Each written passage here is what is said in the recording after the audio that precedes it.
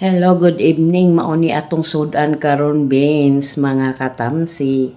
Ang una natong buhaton, mga katamsi, mag-init sa taog mantika. So ang ako din gigamit diri nga mantika, mga katamsi, is chicken oil. Ako ra po'y naghimo ani, mga katamsi. Lami manggod siya kung ang chicken oil imong gamiton paggisa-gisa sa imong sudan, mga katamsi. Pwede ninyo i-try, dali ra himuon ang chicken oil, mga katamsi. Ang nakadiferensya manggod kung maghimo kag chicken oil mao imong gamiton panggisa-gisa, templado na ang atong oil, mga katamsi. So gamay na lang nimo siya og pulanan nga timpla, mga katamsi. Yan, imikos-mikos natin ang ating pork, mga katamsi, para ma-mix tanan ang iyang luto, mga katamsi. Yan.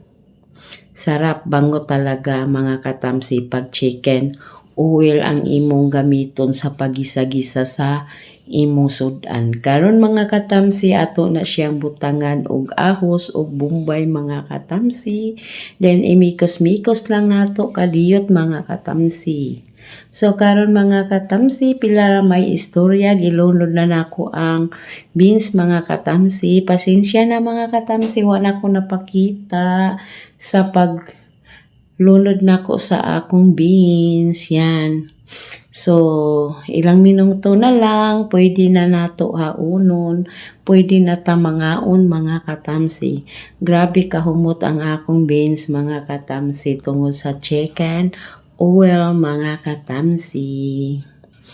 Yan. So, mana nato nagtimpla, ato nagipunan og patis, mga katamsi. Yan, mauna ang atong sekreto. Ang atong templada. Lami atong sudan, basta sakto ang atong templa. Yan.